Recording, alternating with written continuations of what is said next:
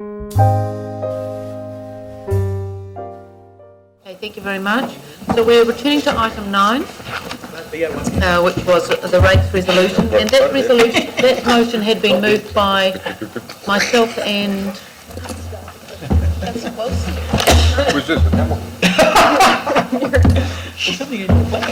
moved by the Mayor, seconded by Councillor Wilson. right. So we're on page 97, item 9, and over the break, councillors, that was time for you to just read the updated version. So, Councillor Mallett, have you had a chance to do that? Yes, and I'm confident, well, I'm as confident as you ever can be, that the changes are appropriate and that it's just taken out a whole lot of names of types of property and referred those back to the Act as per schedule such and such. Schedule 1. Schedule. All right. Well As I summarised, said, thank you. schedule such and such. Right, thank you. So, is there any discussion on that item? No, so we're going to the board to vote on the motion. Just being very clear, this is for the resolution is that attachment I gave you. Everything in that attachment Everything is the in that resolution. attachment. Yep, we've got it. Yep. Yep.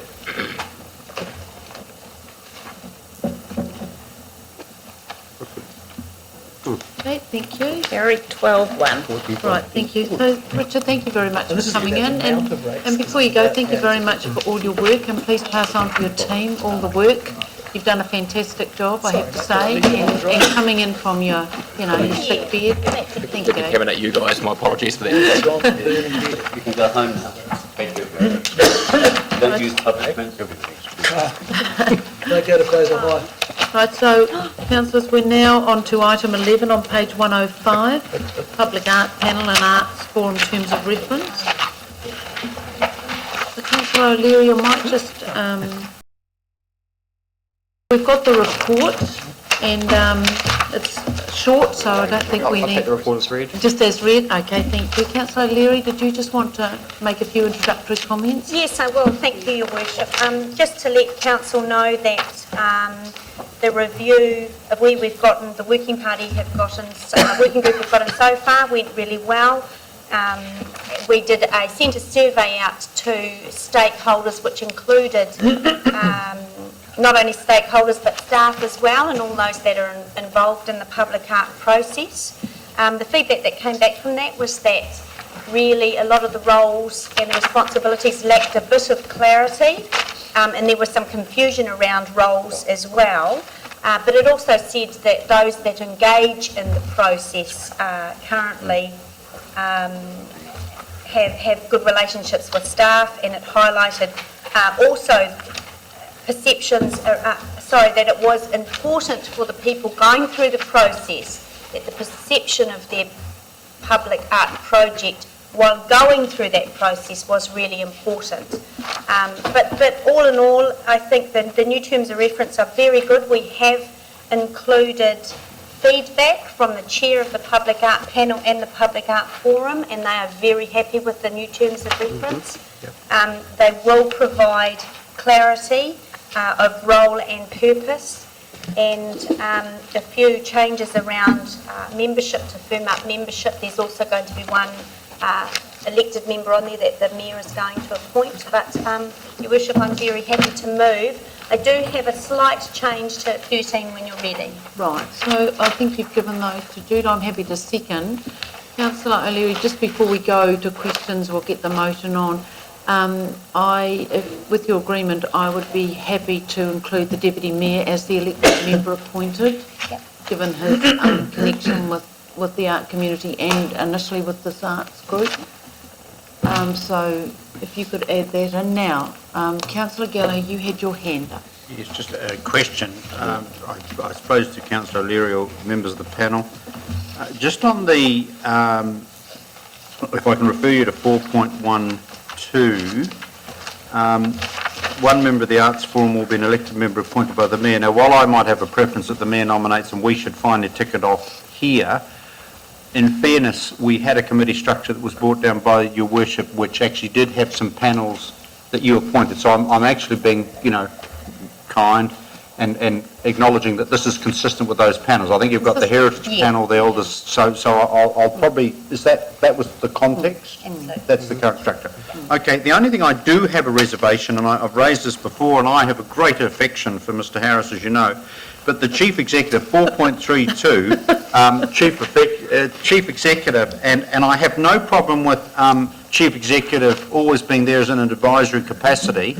I always have a reservation that I believe it should be elected members that should be on that panel with the Chief Executive and advice. I'm not going to die on the ditch in it today, but I think we've had this conversation before with reference to other bodies, and I think it was the Elders Council, I think it was the other one. So I'm wanting to, it just seems illogical that we have consistency there. I don't think that diminishes in any way the Chief Executive role.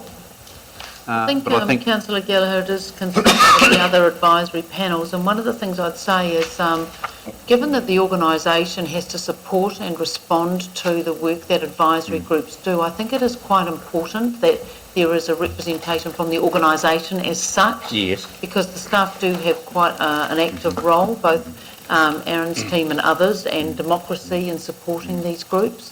So I think that is quite important. And also, of course, ultimately at the end of the day, it is council that must sign off on membership because they're only recommendations to the council. They come through the council for approval. Does that well, make look, sense? I mean, in the end, this is not one of the Rubicon issues. There are Rubicon issues for me, but this is not one of them. Okay. And can I just quickly, because I know time's getting on, yeah, and again, that question applied to 4.2 on page 112. But so basically you're saying that, Your Worship, as I get it, you believe that the Chief Executive in this context I think it's important. does have a role on the panel Yeah. itself. I think it is important because, the management of the work and the support that the staff give, I think is a relevant consideration. We've got to have an organisation view. Your Worship, just Yeah. on what Councillor Gallagher just raised, and I've only just picked it up, we might want to have a bit of alignment on that 4.3.2 of the first terms of reference from the forum with 4.2 of the panel. In the panel one, it says, and the chairperson of strategy and policy, but on the... Oh, yes. Yeah, that's what it says, an elected member. I don't know whether you want to line those up or No, not. but line them up, if Line them if that was the will of the group, I'm not, I'm in, I've only just picked it up, so Yeah. thank you, Councillor Okay, Gallagher. will do. Change that. Yep. Right, Councillor Mallett? Just in a point of clarification, point 5, lawful qualification for membership, it says, if in the opinion of the Arts Forum or the Hamilton City Council, a member brings the Art Forum in a dispute or their membership entails a significant conflict of interest, that person shall cease to be a member. And down a bit further on, decision-making will be made by a simple majority. That presumably, so if some member of the arts panel goes rogue, turns out to be a cubist or something horrible like that, Yeah, I know, but Don't your art knowledge, are you, Councillor? if say one of them gets on there, Yes. presumably the Arts Forum would then just majority vote ask the person to leave, or would that be a recommendation to us and then we would ask the person to leave?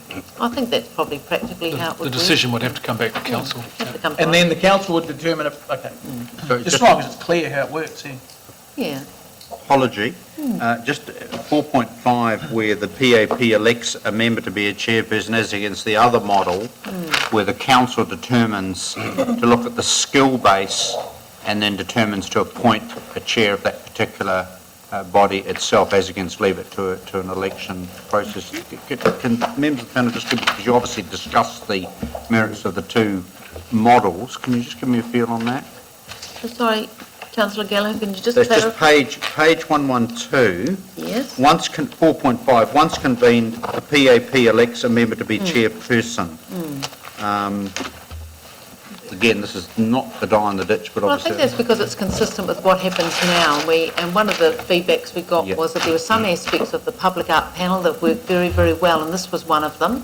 And Aaron, of course, is nodding, yep, that's how they do it, and it's worked well. Working. Yeah. Okay, Okay. fine, thank you. Councillor Forsyth? I just would like to know that I'm not quite sure which group would be the most appropriate place, whether it's the Arts Forum or the Public Art Panel, but I don't want there to be too much of an expert kind of panel. I reckon that we need to provide for somebody that likes art but hasn't necessarily been to Ireland or you know, Yep. too arty. I think it's because this is public art, and Yep. art is all things to all people. So I think it's really important that we have a grounded, not necessarily an expert, but somebody that has that kind of input into the selection or the plan or whatever. Aaron, do you have a view on that? I mean, because you've been involved with how it's been working, and it has quite a technical role, doesn't it? Yeah, so if you're, through the chair, if you're referring to the Public Art Panel, they do have a rather technical role, looking at whether it's landscape architecture, artist briefs, having knowledge of artists themselves. So it is a technical lodge. However, through this process and the elected members who are involved in the Chief Executive, that is something that could be looked at. So at the moment, there's no place for just a person that generally likes art, that's not an elected member, but would like to contribute. I mean, do you understand what I'm trying to say? I do. So one of the things that we'll be doing shortly is going out to seek new membership for the Public Art Panel, because we do have some vacancies. Yeah. So it is one of the things that we could consider as part of that process, is whether or not a member, as you described, would be appropriate for the panel. I mean, at the end of the day, they've got to be a fit as well, and we won't want anybody hijacking anything, so it's part of the process, I'd imagine. But to me, the selection criteria is very specific and very expert-led, and yes, I understand that that's necessary, but I also think that it's important to have the layperson, community kind of input and feedback as well. Okay.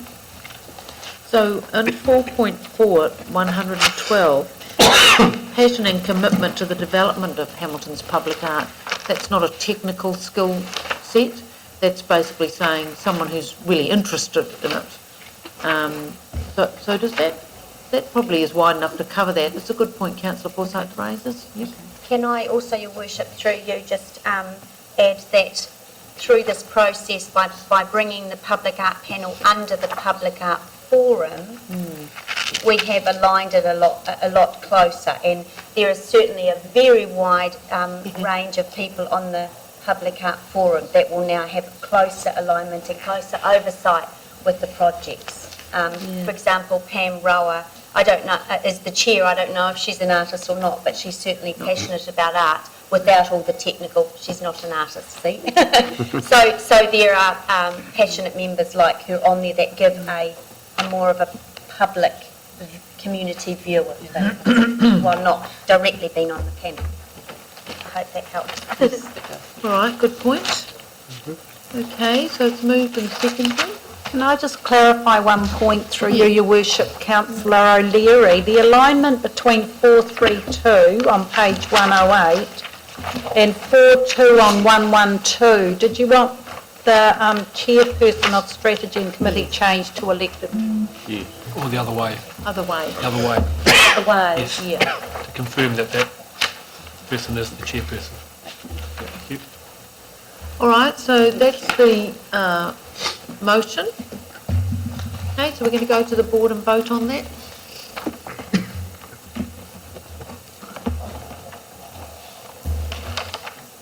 Okay, thank you. Unanimous. Right, thank you.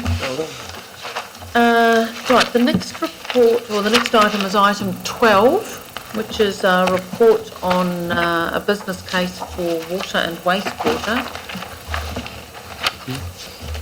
And this is a report done by Blair. Thank you, Blair. So you can take it as read.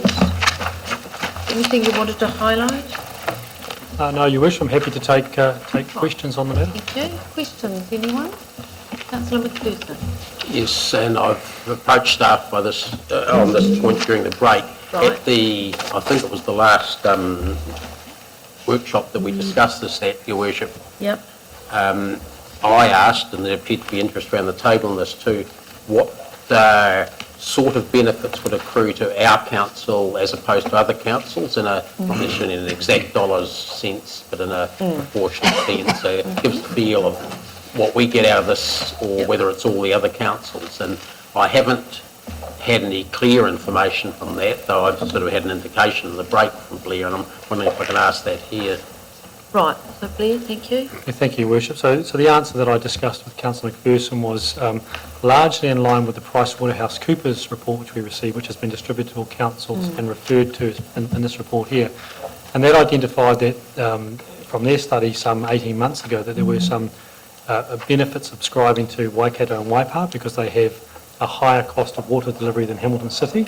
And so they identified some short-term benefits for those councils and didn't necessarily identify benefits for Hamilton City Council in the short term. And I think that is consistent with where this report here has also concluded that the benefits are certainly longer term. There may be some shorter term benefits for those councils, but certainly for Hamilton City Council, the benefits are long term in terms of the ability for us to scale and deliver services with scale and to make investment decisions with those other councils that may deliver economies of scale. And certainly the business case that we would head into at the next stage, one of the objectives of that business case is to identify things such as the benefits and where those benefits may accrue, quantify them, and then also where they may sit in terms of timeframes. If I could ask another question, Commissioner. Thanks for that, Blair. In number 11, you described the other option, I guess, or mention it, the enhanced shared services model. Can you explain, remind me, what the enhanced bit means as opposed to just an ordinary shared service model? What are we which parts are we enhancing? Yeah, look, I think the way I would describe that is it's basically any level of collaboration that doesn't involve us forming some form of a company arrangement with those entities. So that may be further levels of collaboration, such as we're doing now through legal type arrangements, through agreements and contracts. It may be to have external advisory boards to work alongside us. So there may be a number of models where we participate. Shared operational staffing like we have in the regulatory area? Yes, you could. Yes, so there could be the likes of the alliance type situation we have in transport. So there are lots of delivery mechanisms that we could come together in, but it doesn't require the councils to move into a different entity as in terms of a shareholding type. So in that case, type of case, I should say, each council would receive a report from the shared service entity or whatever it was that was operating the thing from time to time.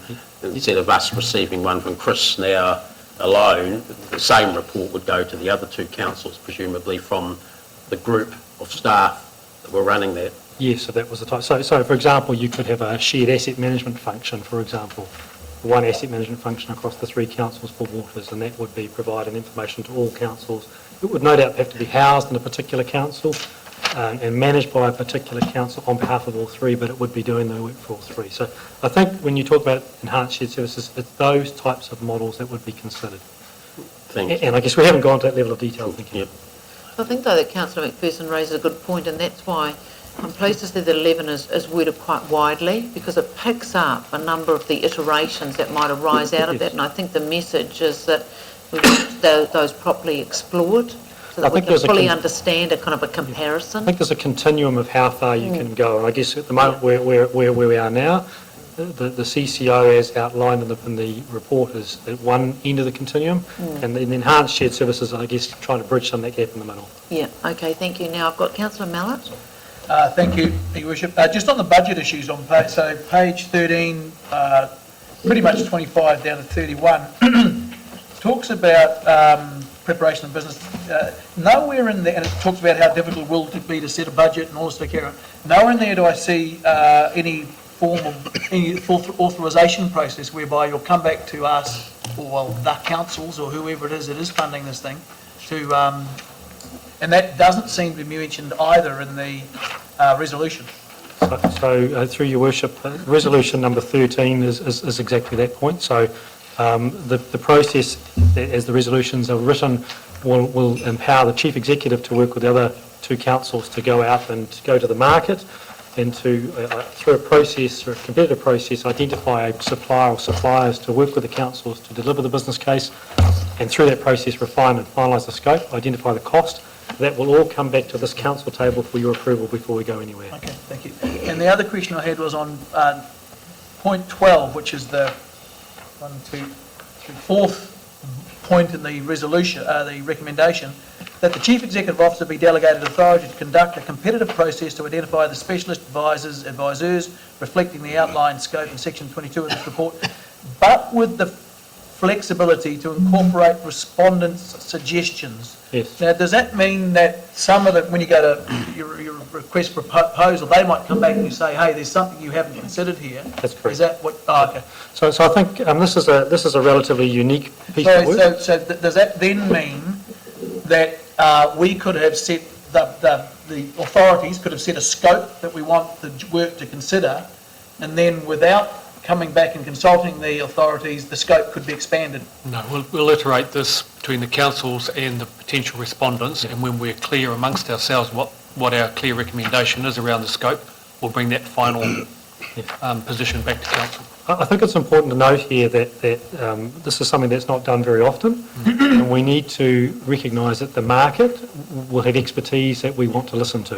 And we want to allow the maximum flexibility through the competitive market process to get that feedback, to work with those shortlisted consultants, ultimately to identify a consultant, and take on board their best case suggestions, because we may have the scope wrong, we may have missed something, so that's what the flexibility is Makes for. sense, I think, doesn't it? As long as nothing, as long as finally the scope comes Yes. back, this is what we're doing, this is Yes. what we're not Yes, doing, yes. that then get authorised Agreed. by us. But I I think think the that's- recommendation today is saying we wish to go and do a detailed business case, but staff come back to us with the final scope of that business case, the cost, the nominated consultants, and governance arrangements, and you will... As Donald Rumsfeld said, we don't know what we don't know. That's right. Right, now, Councillor Leary, did you have a question? Yeah, just on that scope, on that page 13, you've got a list of bullet points there that it is expected that these would be the key outputs, and they're listed there. I know it's early, but I think it would be my expectation that a project of this size would be peer reviewed, and I'm a little surprised that that's not already identified as an output. I might be way off base here, and I know that increases the cost, but the outcome of this is significant. Look, I might be alone on that, but... So I think you raise a very good point, Councillor Leary, and I'm wondering whether, if this proceeds today, that the staff need to give consideration when they bring the scope back to us for approval about a peer review option, because it's a valid point you raise. Because I think it's premature, if you know what I mean, It is, because we haven't yeah. signed off on anything I yet. think we need Yes, to it is, consider but that. I Yeah. just wanted to flag it It's a early. good point. And just one other question, sort of technical, I guess. The communications plan, and this is under risks on page 14, who drives that plan? Is that going to be through the mayoral forum, through LAS, through... So the three councils have already engaged some expert communications assistants. That person, Jeanette Tyrrell, is here today. So we've already got that underway, and we would maintain that on behalf of the three councils throughout. Thank you. Sorry, a question on that. Yes. We haven't decided on anything yet, so how have we engaged? So we have obviously been in a process since March, April this year. So obviously, when I say we've engaged, we are wanting to make sure we are prepared, and obviously if that process doesn't go any further after today, then that process will stop. Now, Councillor Gallagher, you had a question. Councillor Yes. Gallagher, you had a question? Two questions. Yes. One, what's the current approach of our two neighbouring councils? I'm particularly interested in the shared service model, moving with that, but Waikato and Waipa, what do you understand there? Both those councils are yet to formally consider the recommendations, so we're not able to say. I know they've had workshops, and the recommendations from their management are to support the proposal, but they're yet to have their meetings and to reach those conclusions. You don't have a sense, we don't have a sense of the political. Just now, I appreciate I wasn't at that particular workshop, but I'm interested in what you, if we go to page 54, and, you know, obviously we're pursuing the advantages of a CCO, so this is the model we're starting to evolve. What page, councillor Gallagher? Well, page 54 of the actual report itself Oh, doesn't page have a 54. parent page Right. under Waikato Water. Professional board of directors, obviously like Auckland Water and South Yorkshire Water and overseas. Introducing through board appointments commercial disciplines and specialist expertise to add value to CCOs and help them better achieve their objectives and the council's long-term strategies, and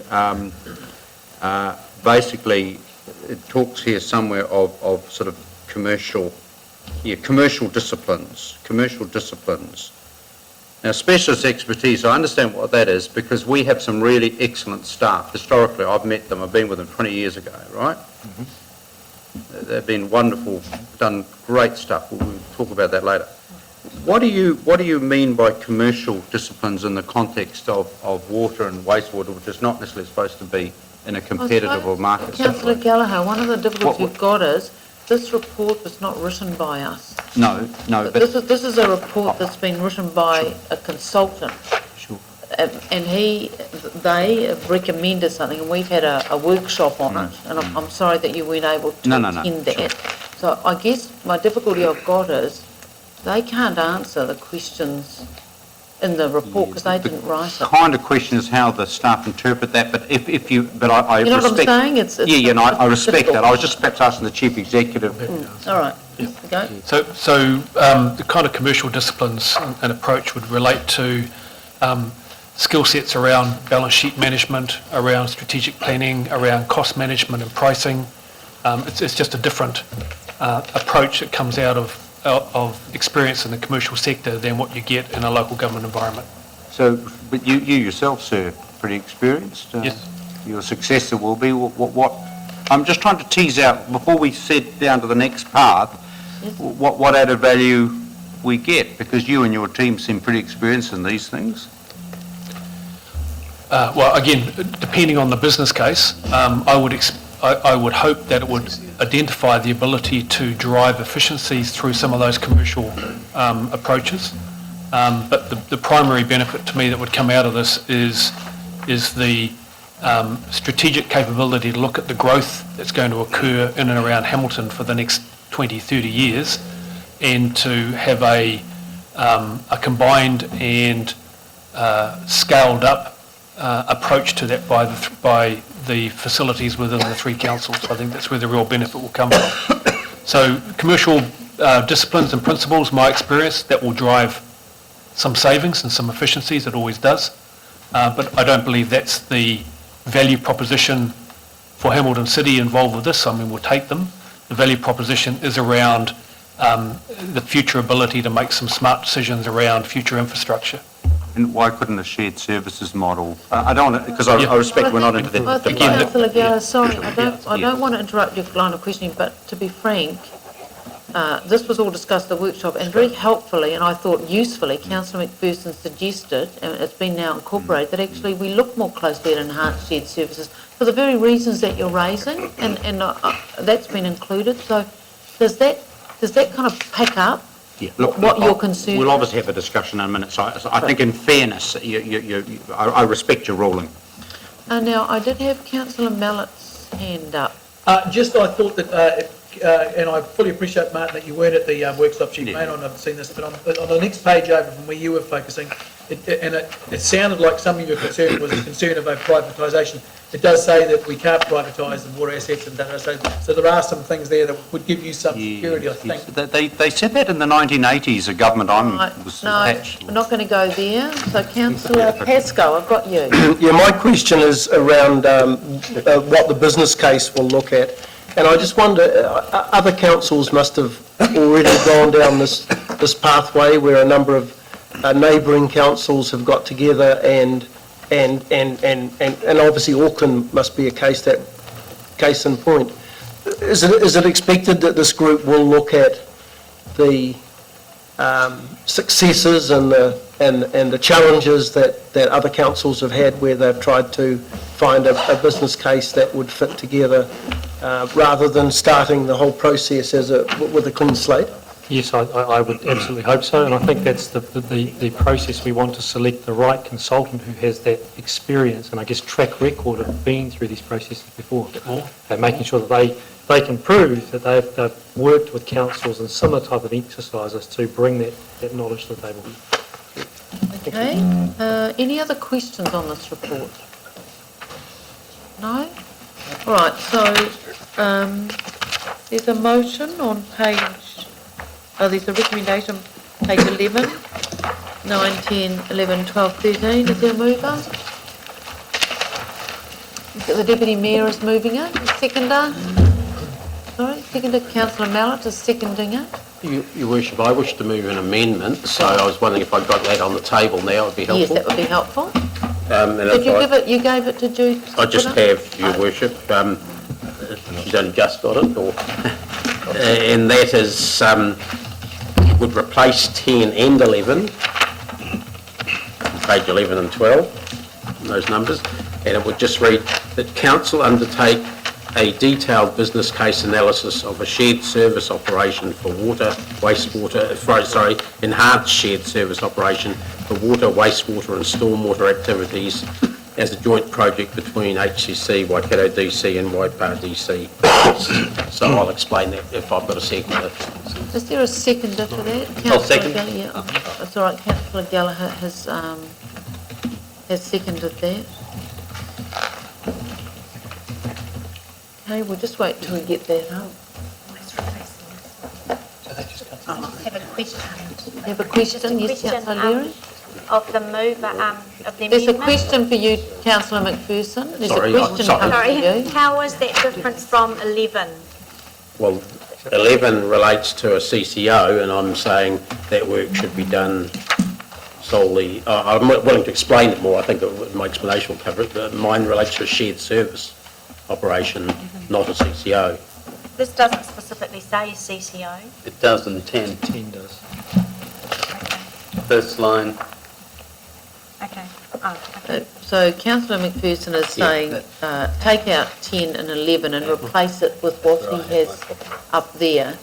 I just have a question for you, Councillor McPherson. Have you raised this with staff prior to this meeting, because you're proposing an amendment that is a collaborative project, and so have staff canvassed with the other potential partners? Can I be clear about that, Your Worship? The three organisations and the management of the three organisations have agreed on this is the recommendation that's going to those councils. Okay.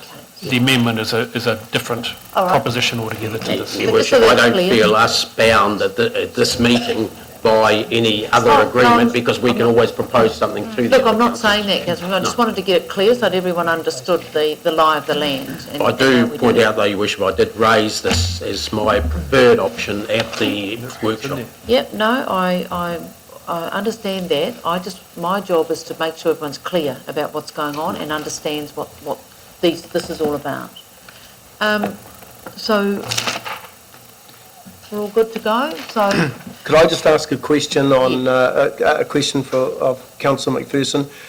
Is the intent of removing 11 effectively to limit this group looking at any other enhanced shared services separately from water, wastewater and stormwater? Because I read 11 to suggest that in the course of developing their business case, the group may find other shared services that that may not necessarily be part of a CCO, but could well be areas of collaborative, a collaborative approach. Not at all, Councillor Pascoe, because the whole report relates to water and wastewater and perhaps stormwater, if you read into the detail of it, not to anything else. I take your point of how it's worded, but my understanding of number 11, the way it's worded now, is specifically relating to the water situation, water and wastewater.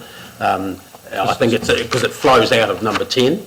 That's my understanding. Nice. That's a good one. I didn't even realise what was said. You're not wet behind the ears. So the number 10 Thank and you, 11 refer Councillor to Mallard. water and wastewater, not stormwater?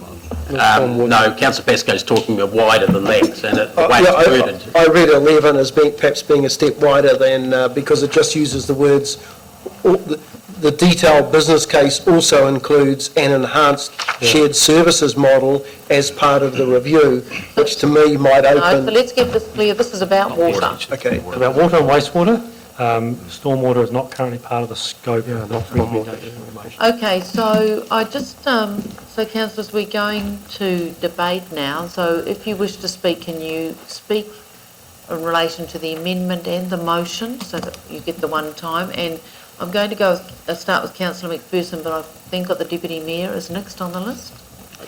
Thank you, Worship. Do you want us to stand, or...? You don't need to, Okay. I'm not fussed No, that's about fine. standing. Thank you. Better for the filming, Dave, if... Sorry? It's Thank better for the you. filming. Thank you, no, Well, it wouldn't make much difference for you, though. all right, look, I think the council No, should withdraw that remark. yes, I'll withdraw and apologise. Help the Deputy Mayor, help the Deputy Mayor. all right, boys. Let's be quiet and let's focus on what we're doing, okay? Thank you, Your Worship. We need a bit of fun from time to time.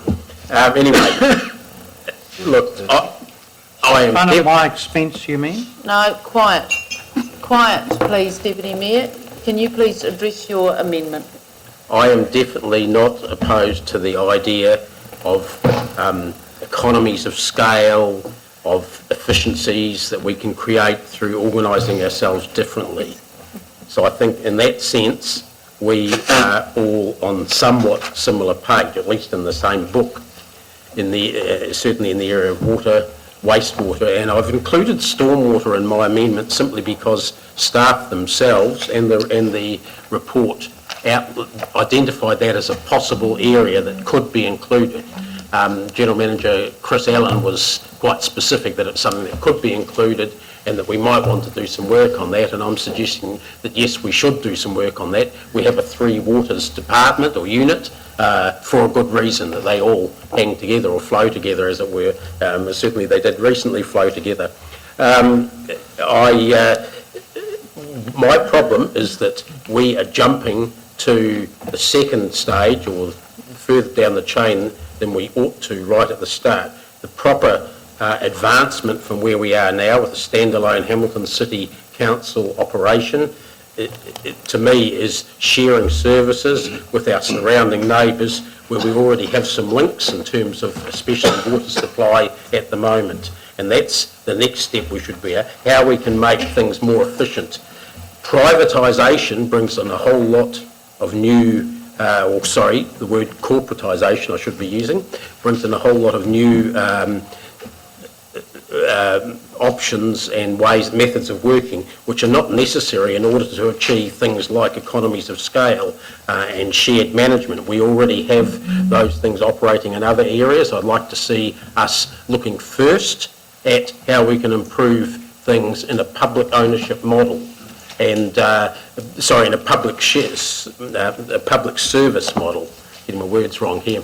That should be the first approach. From information we've received from staff today and previously, the only short-term and perhaps medium-term financial benefits that will accrue are likely to be to the surrounding councils because they gain some significant economies of scale that they can join in with the ones that we've already got. There's no evidence of any material benefit to council, to Hamilton City Council in going down the CCO road at this point. And I suggest there might be some disbenefits in that area. Hitching our number 1 wagon, which this resolution does, to the CCO model is, in my opinion, it supports corporatisation, which is a precursor to things like volumetric metering, which is water metering. You can't have a system like Watercare in Auckland without and the billing and invoicing that they do for both water and wastewater without water meters, volumetric metering. It can be a precursor to privatisation when council utilities were corporatised some years ago. Some of them were then, including ours, were then privatised. at significant later cost to the community. That's happened nationally as well since then. Just because there's a rule or a law now saying a company can't be privatised or an operation can't be privatised doesn't mean to say that that's locked in necessarily for any longer than one term of central government. It also leads, if we go down the CCO route, to a loss of direct governance control. We no longer have the ability to do anything really other than appoint a board of directors and share that appointment, I should say, with others, and perhaps influence their statement of intent or their constitution every so often, and look at the frustrations that we have felt with the airport company in that situation in recent times. Watercare Auckland is the example of corporatisation, and I think you should think carefully about the consequences that they've felt up in Auckland, where the average bill of a household is somewhere around $600 per year for water usage. Some of them are much higher than that. It's extremely difficult for council policy to influence how Watercare operates. They've recently added wastewater charges on a volumetric basis to that. That is where this heads. I would much rather see us going down the route of greater education and conservation measures through a public service. Seconded. Through a public service model, and try that out first, work on that for a few years, develop our knowledge through that, and see whether that achieves the sorts of savings and benefits that Hamilton undoubtedly needs from this area. So what I'm suggesting is that let's do the shared service model, let's do investigate all the improvements we can think of in that area, and see if we want to go down that track. Later on, maybe if there are other benefits shown or can be shown in other areas, we might like to look at the corporatisation model. But at this stage, we haven't tried shared services. That's the logical next step, and that's the only place I think we should be heading. Okay, Deputy Mayor. Yes, thanks, Your Worship. The fundamental difference between the amendment and the motion is council-controlled organisation. And I think Councillor McPherson is jumping to conclusions. He's having the debate that we haven't yet had, nor have we got the information on which to have a debate. And I would be looking for the detailed business case, because certainly I feel there are some other options, and I have mentioned those previously. But I think that this is a good step to take. We don't have to accept the business case. We're not forced into the marriage. We're not forced into a council-controlled organisation. I simply want the information on which to base a judgment, a decision that is informed. Thank you, Deputy Mayor. Anyone else for or against? Yes, Councillor Gallagher.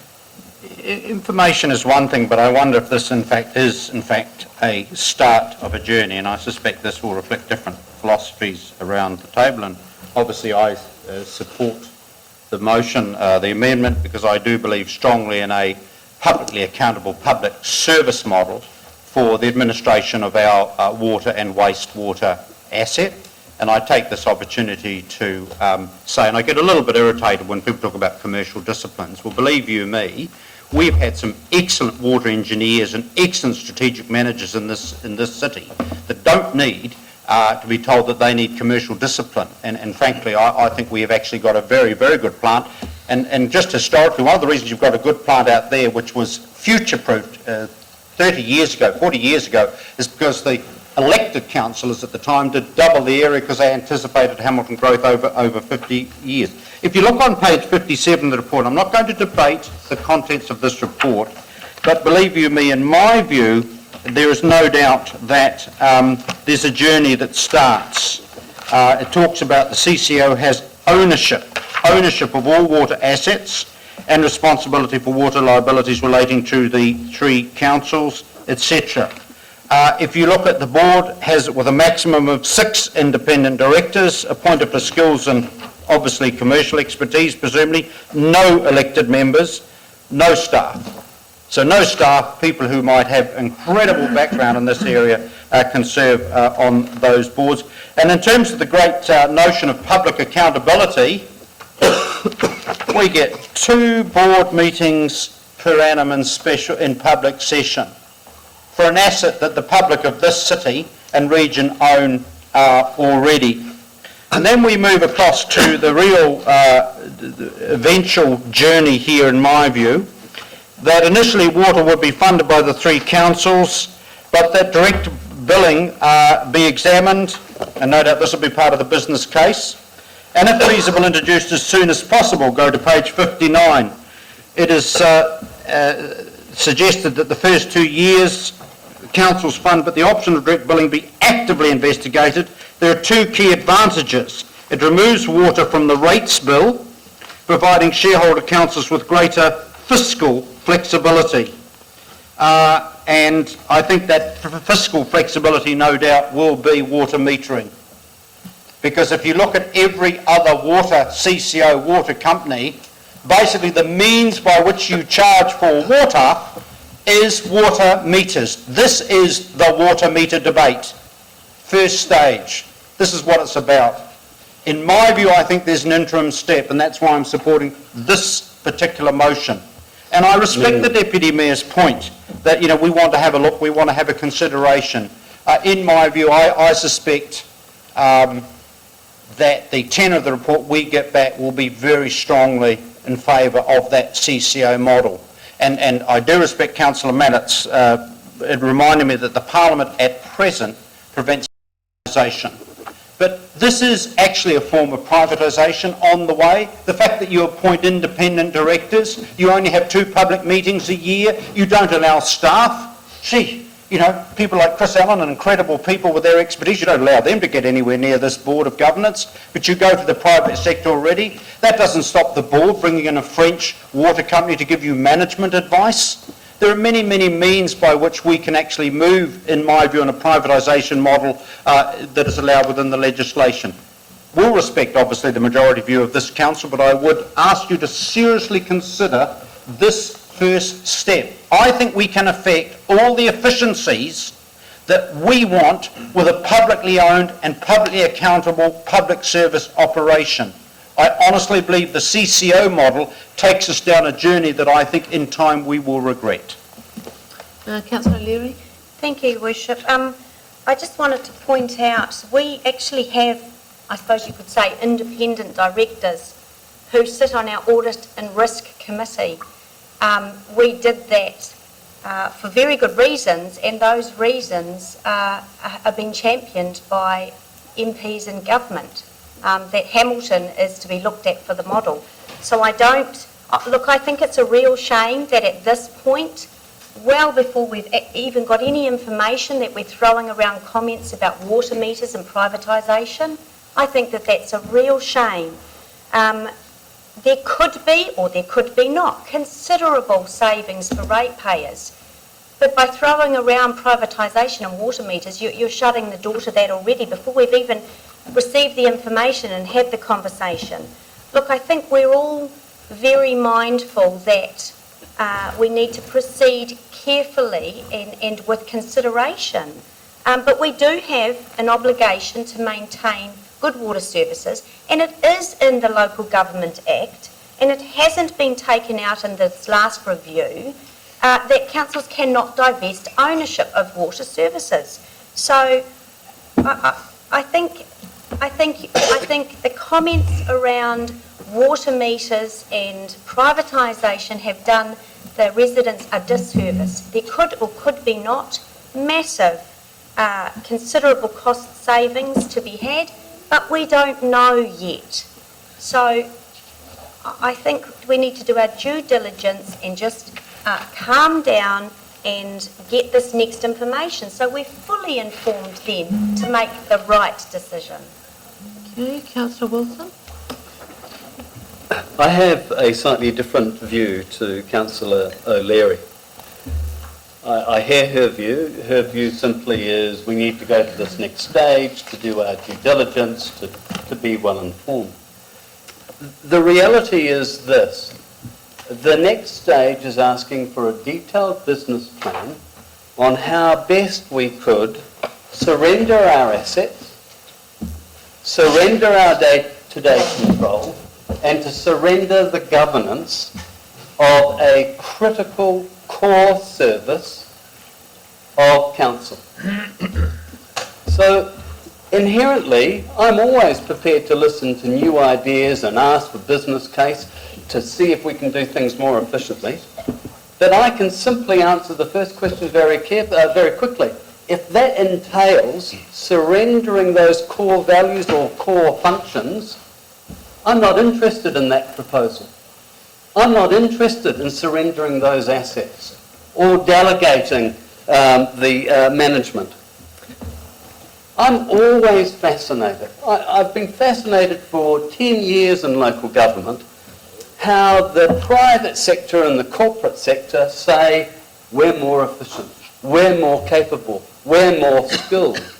I'm always astounded because in fact what they advance are great examples of the private sector's success, but they are so very quick to hide or to ignore the numerous private sector failures, private sector initiatives that haven't worked, that haven't gleaned a return to their investors. And I am not at all convinced, and I do not subscribe to the point of view that local government and central government are in fact inherently inept or incapable of making good decisions and running efficient plants. I look no further than our own organisation. So I embrace the premise of trying to find the most efficient mechanism to deliver water. And I believe that is in the shared service model. It is not in the model of CCOs. And so any initiative that goes out on the basis, on the premise, that they come back to us with a detailed plan of creating a CCO, and and by the way, we'll look at any enhanced services and we'll encapsulate that in 11. I don't sign up to that, because what you're saying is you're prepared to surrender vital assets, vital day-to-day control and governance to a board that we appoint. And it is the beginning, the slippery slope to corporatisation and ultimately, I think, privatisation. And I think it's truthful in the same breath as you say that to mention things like water meters, the French example, water care in Auckland. I want efficiency.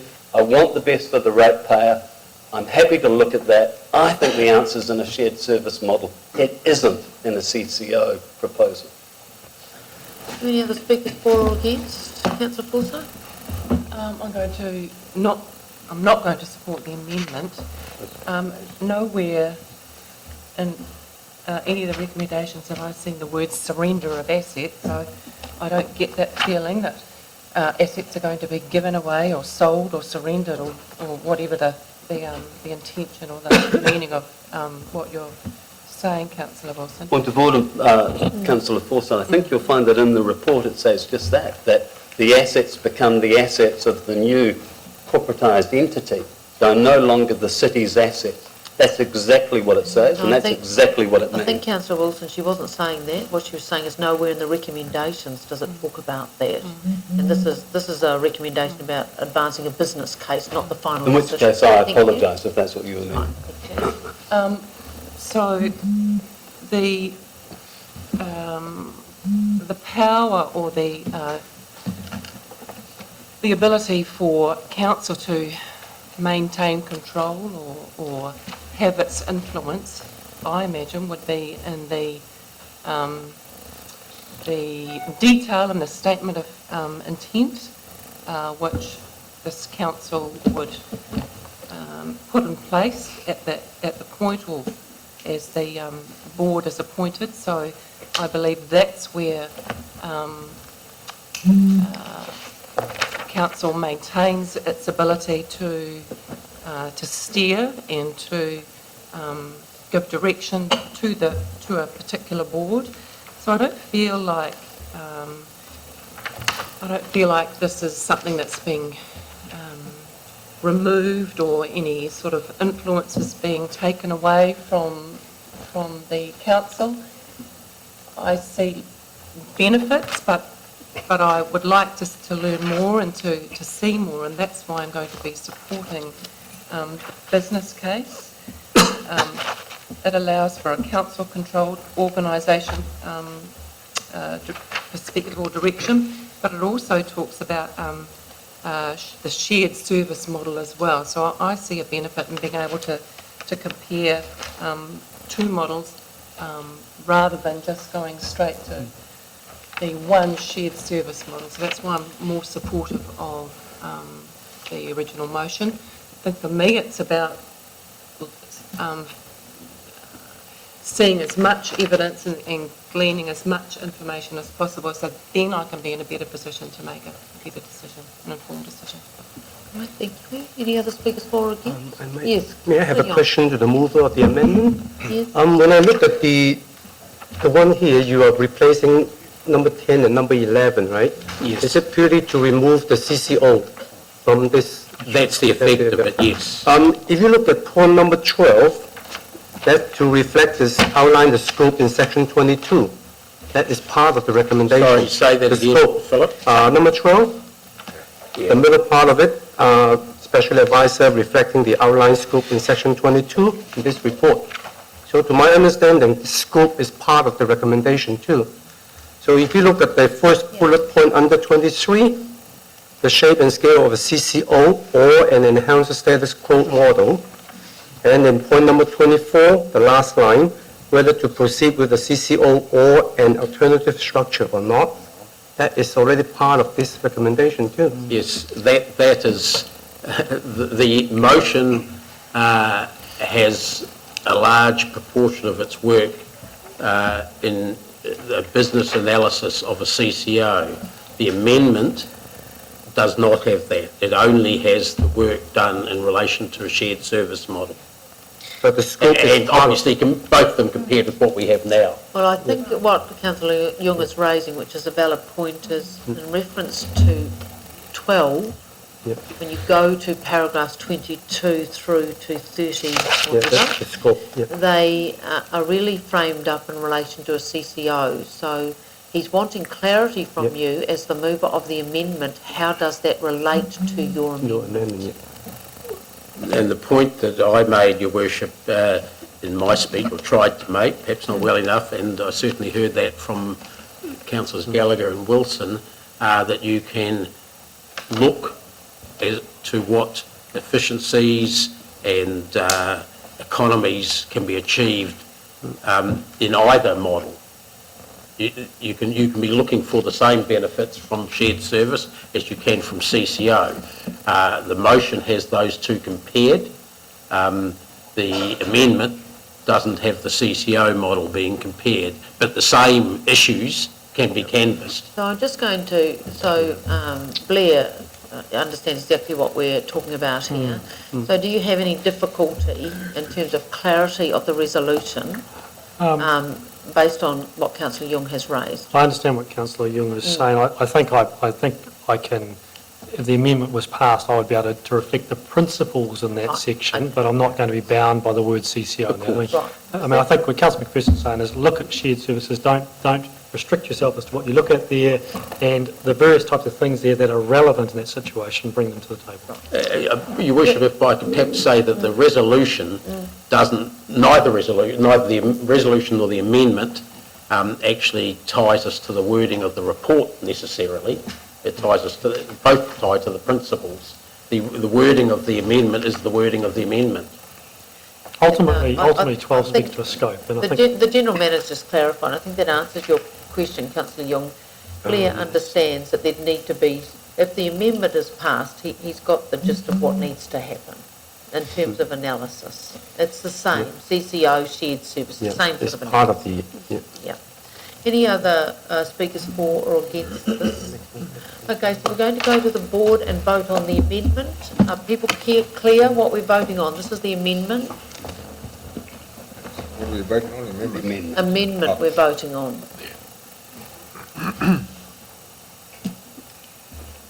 defeated, 9 votes against, 3 for. Thank you. Now, we now go to vote on the motion.